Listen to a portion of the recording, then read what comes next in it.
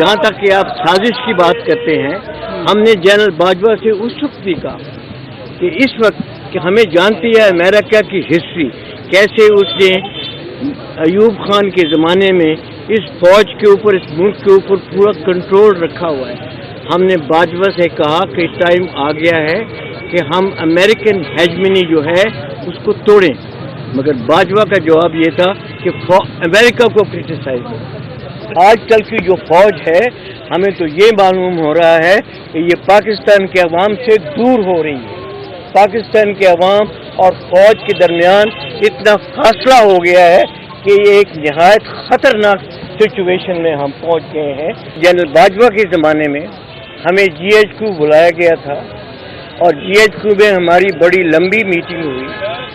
اس لمبی میٹنگ کے متعلق تو میں اتنا نہیں کہنا چاہتا، بٹ وہاں پر اس میٹنگ میں انہوں نے صرف بار بار ہمیں ایک ریکویسٹ کی کہ جی آپ تھوڑی دیر ٹھہر جائیں، حالات ٹھیک ہو جائیں گے۔ ہم نے صبر کیا۔ اس کے بعد جب باجوہ ریٹائر ہو گیا اور جنرل عاصم منیر نے نئی کمانڈ سنبھالی تو ہمارا خیال تھا کہ اس کو ہمیں موقع دینا چاہیے تاکہ جو پالیسی جنرل عاصم منیر بناتا ہے اس ملک کے لیے، وہ اس ملک کے لیے اچھی ہے یا نہیں ہے۔ ہم نے اتنے مہینے انتظار کیا۔ اس کے بعد ہم نے ان کو ایک خط لکھا، جس خط میں ہم نے ان سے یہ درخواست کی کہ ملک کے حالات اتنے سنگین ہوتے جا رہے ہیں، ہمیں موقع دیں، ہم آپ کے ساتھ مل کے بیٹھ کے اپنا نظریہ آپ کے سامنے پیش کریں، آپ اپنا نظریہ ہمیں بتائیں۔ مگر جنرل عاصم منیر نے بالکل پرواہ بھی نہیں کی کہ انہوں نے اس خط کا جواب نہیں دیا۔ اب تھوڑے دن ہوئے ہیں کہ ہمارے 2-3 retired senior general Asim Munir سے ملے کسی سندھ ریجمنٹ کے فنکشن میں۔ وہاں پر جب انہوں نے ملک کی حالات کے متعلق ان سے بات کی تو عاصم منیر کا جواب یہ تھا کہ آپ اس فوج کو نہیں جانتے، یہ نئی فوج ہے۔ بالکل درست انہوں نے کہا۔ ہم نے تو وہ فوج جانتے ہیں جس نے پاکستان بنتے ہوئے اپنے جذبے کے ساتھ کام کیا اور اسی جذبے کے ساتھ فوج کام کرتی رہی۔ آج کل کی جو فوج ہے، ہمیں تو یہ معلوم ہو رہا ہے کہ یہ پاکستان کے عوام سے دور ہو رہی ہے۔ پاکستان کے عوام اور فوج کے درمیان اتنا فاصلہ ہو گیا ہے کہ یہ ایک نہایت خطرناک سچویشن میں ہم پہنچ گئے ہیں۔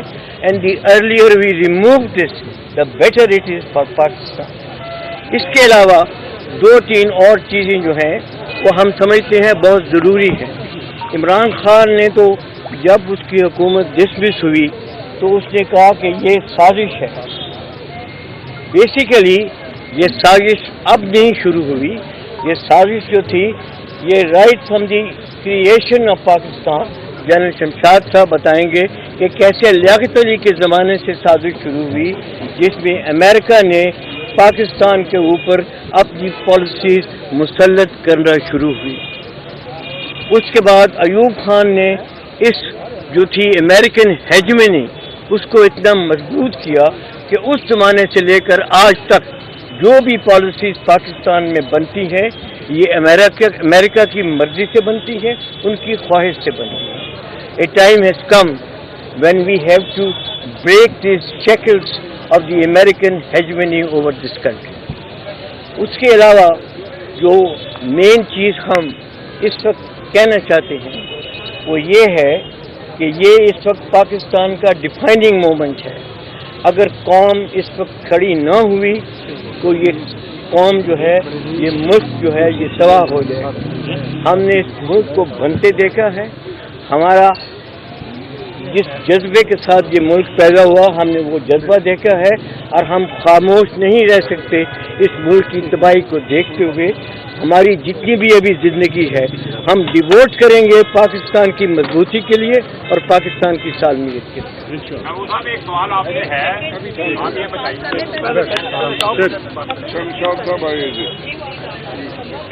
बिस्मिल्लाहिर्रहमानिर्रहीम।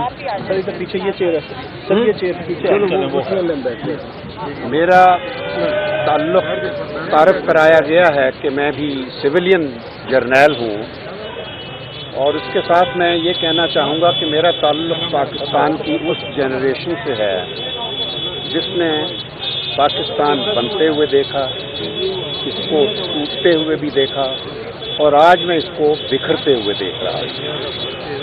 और जिस किस्म के हालात हैं, मुझे आज वाकई वो वक्त याद आ रहे हैं जब 1947 का वक्त, जब हम हिंदुस्तान से लाखों करोड़ों महाजरीन के तौर पर अपनी हज़ारों साल पुरानी शनाख्त और अपनी पुरानी जायदादें, घर बार सब कुछ छोड़कर हम कायद-ए-आज़म के पाकिस्तान आए थे। और मैं 75 सालों में मैंने इस पाकिस्तान की बहुत खिदमत की है, लेकिन मैं उस दिन से, पहले दिन से ही उस पाकिस्तान की तलाश में हूँ जिसका तसव्वुर अल्लामा इकबाल ने बर्र-ए-सग़ीर के मुसलमानों के लिए एक खुद मुख्तार, खुददार शख्सियत के क्या कहते हैं, कौमियत का शऊर जिसने पैदा किया था, और जिसके तसव्वुर के साथ कायद-ए-आज़म ने बर्र-ए-सग़ीर के मुसलमानों को एक खुददार, खुद मुख्तार और जमहूरी ममलिकत का ख्वाब जो था वो हकीकत में बदला था। क्योंकि 1946 में जिस वक्त पाकिस्तान की बातें हो रही थी, आज मैं आप यंगर जनरेशन है उनको याद कराना चाहता हूँ, अक्सर को नहीं मालूम कि 1946 में एक अबूरी हुकूमत बनी थी, अंग्रेज़ों ने बनाई। उसमें पंडित नेहरू जो थे वो वज़ीर ख़ारजा थे उस वक्त, और उन्होंने बतौर वज़ीर ख़ारजा सितंबर 1946 में एक बात कही थी और कहा था कि अब जो बातें हो रही हैं नई ममलकत के बनाने की, मैं आज ये लिख कर देता हूँ, उसने कहा कि कोई आज़ाद ममलकत नहीं होगी, ये सिर्फ एक कल्चरली ऑटोनमस एंटिटीज़ होंगी जो कोई आएंगी वजूद में इंडियन ओशन के वक्त। क्योंकि उसने कहा क्योंकि अब दुनिया में सिर्फ 4 बड़ी ताकतें होंगी, ग्रेट पावर्स उसने कहा था। पहली अमेरिका, दूसरी रूस और तीसरी चीन, जो कि चीन अभी आज़ाद नहीं हुआ था, लेकिन नेहरू को इतनी समझ थी कि चीन एक बड़ी ताकत बनेगा।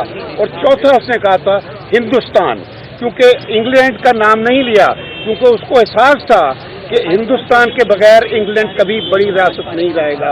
और आपने देख लिया कि आज इंग्लैंड का वज़ीर आज़म हिंदुस्तान का ही हिंदुस्तानी जाकर वज़ीर आज़म बन गया है। यानी इंग्लैंड अब ग्रेट पावर्स में शामिल नहीं है, हिंदुस्तान तेज़ी से ग्रेट पावर के तौर पर उस अपनी मंजिल की तरफ बढ़ रहा है। और हम क्या हैं, हम जो नेहरू ने कहा था कि ये एक सिर्फ कल्चरली ऑटोनमस एंटिटी होगी, बस कोई इसकी सॉवरेन इंडिपेंडेंस नहीं होगी, आज़ाद नहीं होगा। नेहरू ने कुछ भी नहीं किया, इंडिया ने कुछ नहीं किया। इंडिया ने तोड़ा ज़रूर था पाकिस्तान को, लेकिन उस वक्त एक सियासतदान ने तोड़ा था, एक जुल्फ़िकार अली भुट्टो था जिसने एक पागल जर्नैल को जो रातों को सोता नहीं था उसको आगे लगाकर फौज को 75 मिलियन अवाम के खिलाफ लड़ा। उस वक्त ईस्ट पाकिस्तान के 75 मिलियन पाकिस्तानी थे, उनके खिलाफ फौज को खड़ा किया, 30,000। तो नतीजा हुआ वो मिलिट्री डिबैकल जिससे हमारा आधा मुल्क कट गया।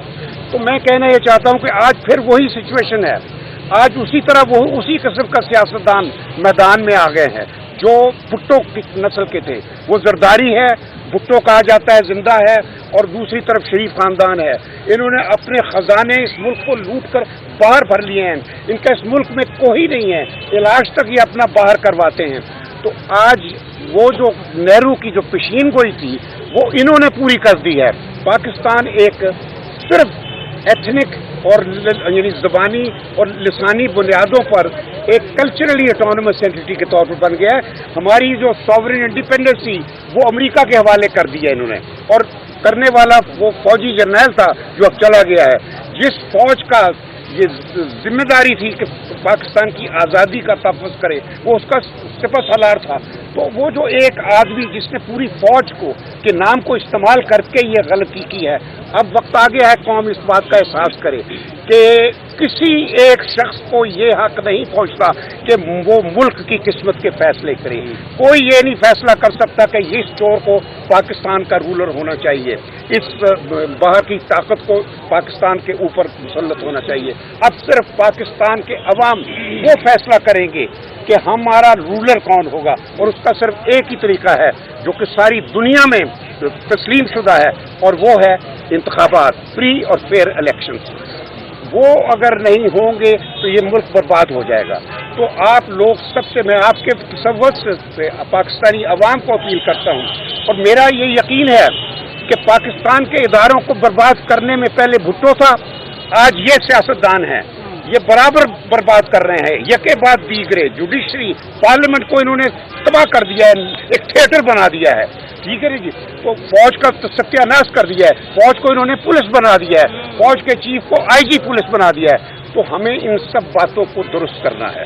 ان اداروں کو ان کا جو تکریم ہے, ان کی جو تحریم ہے اور جو ان کی عزت ہے وہ ریسٹور کرنی ہے.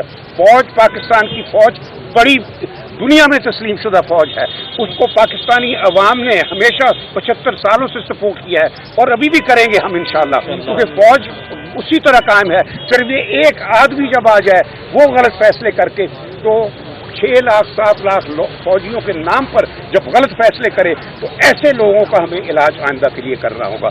اسی طرح جوڈیشری اور جو باقی رہا یہ جو ہے کیا پارلیمنٹ, یہ سب ان چیزوں کو درست کرنے کے لیے صرف ایک انتخابات کا طریقہ ہے. بس میں یہی کہنا چاہتا ہوں.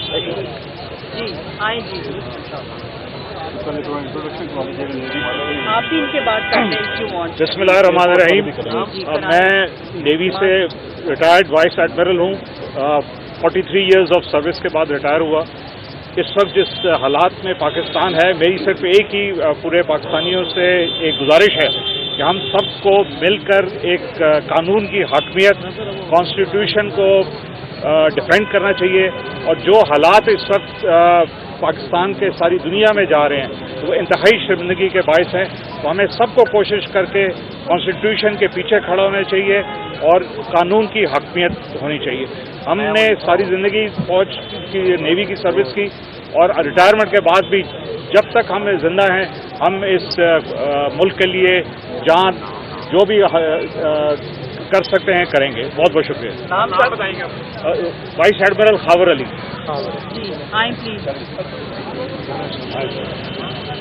ابھی میں سب کے نام آپ لوگوں سے گروپ میں شیئر کر رہی ہوں.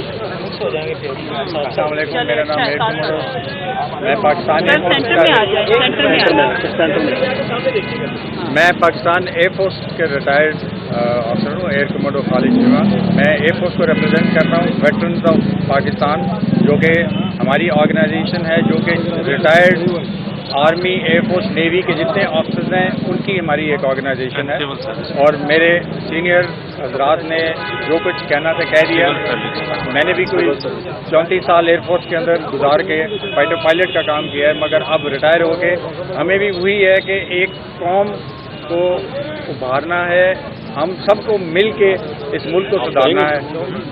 جو بدنامی ہو رہی ہے فوج کی, اسی کے اندر ایئر فورس اور نیوی بھی سب کہتے ہیں کہ جی آرم فورسز میں آ رہے ہیں, یہ ان کو بھی بدنام کر رہے ہیں. مگر بات یہی ہے کہ ہم سب کو مل کے کام کرنا ہے اور اس ملک کو واپس اس کی طرف لے کے جانا ہے جو کہ آج سے کوئی سال پہلے چل رہے تھے. تو اس ملک کے لیے ہم سب کو باہر نکلنا ہے. اور اب جب ضرورت پڑے گی, کیونکہ اب جو 6-7 لاکھ ایئر فورس ہے, یا ملا کے ایئر فورس نیوی ملا کے جو 8.5-9 لاکھ لوگ ہیں, وہ 22 کروڑ لوگوں پہ تو نہیں کچھ کر سکتے. تو ایئر فورس اور نیوی کے جتنے میرے کولیگز ہیں سارے اسی اوپینین کے ہیں, جو ریٹائرڈ بھی ہیں, سرونگ بھی ہیں, کہ بھئی ہمیں اس ملک کے خاطر قربانی دینی پڑے گی, اس ملک کو واپس صحیح راستے پہ چلانا پڑے گا. جو کچھ پچھلے سال میں ایک ہوا ہے یہ بالکل پاکستان کی خیر خواہی کے لیے نہیں ہے. بہت بہت شکریہ. ایئر کموڈور خالد چیمہ. کلوزنگ ہے سر, آپ اٹھیں, آپ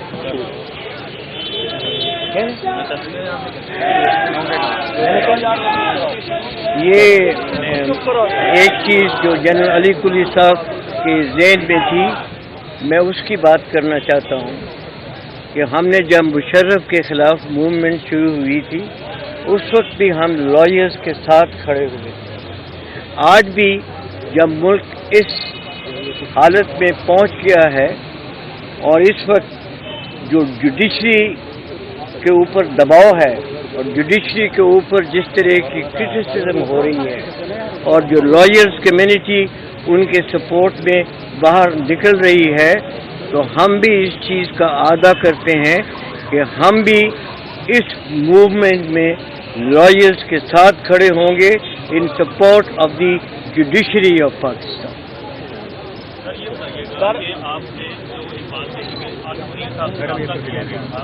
क्या वो रास्ता इसलिए था कि पीडीएम हुकूमत को इस हवाले से मजबूर किया जाए आसिम मुनीर साहब की तरफ से कि वो फौरी तौर पर इंतखाबात में जाए या मार्शल लॉ की तरफ से? नहीं जी नहीं, हमारा राब्ता इस मतलब के लिए नहीं था। हमारा सिर्फ राब्ता ये था कि हम उनके साथ अपने जो व्यूज़ हैं वो उनके साथ शेयर करें।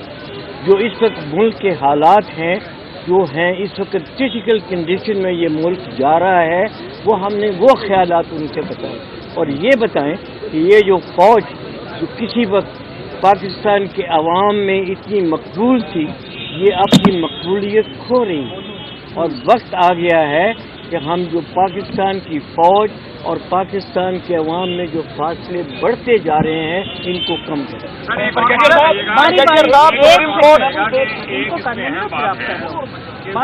कमर जवेद बाजवा हैं जिनकी 4 साल पहले बेतहा तारीफें की जाती थी और इन्होंने इमरान खान ने भी एडमिट किया कि हमें बुलाने वाले वो हैं, और जब हुकूमत खत्म हुई बिल्कुल भी नहीं कहा बुलाने वाले वो बयान बदले जा चुके हैं कि अमेरिका ने साजिश की, मुल्तान नकवी ने की, फलाने ने की या फलाने ने की, तो अब कमर जवेद बाजवा बुरा है आपकी नज़र में? ये देखिए जी, मेरी बात सुने, ये आपको किसने कहा है कि हम बाजवा की तारीफ करते थे या बाजवा था? यहाँ हमारी बाजवा से डायरेक्ट मीटिंग हुई है। हमने डायरेक्ट उनके सामने अपने जो खदशात हैं, जो हमारे इस वक्त जो प्रॉब्लम पाकिस्तान फेस कर रहा है, हमने डायरेक्टली ये प्रॉब्लम उनके साथ डिस्कस की थी। और उसके अलावा जहाँ तक कि आप साजिश की बात करते हैं, हमने जनरल बाजवा से उस वक्त भी कहा कि इस वक्त कि हमें जानती है अमेरिका की हिस्ट्री, कैसे उसने अयूब खान के ज़माने में इस फौज के ऊपर, इस मुल्क के ऊपर पूरा कंट्रोल रखा हुआ है। हमने बाजवा से कहा कि टाइम आ गया है कि हम अमेरिकन हेजमनी जो है उसको तोड़ें, मगर बाजवा का जवाब ये था कि अमेरिका को क्रिटिसाइज करें। आप सब लोग सीनियर गए और आप पाकिस्तान को सर्व कर चुके हैं, आपका ब्रेन क्या कहता है कि इस मसाइल में हम घिर चुके हैं, इस मुल्क को इन मसाइल से निकालने का वाहिद और आखिरी तरीका? एक ही हल है उसका एक ही हल है कि इस वक्त फ्री एंड फेयर इलेक्शन करें।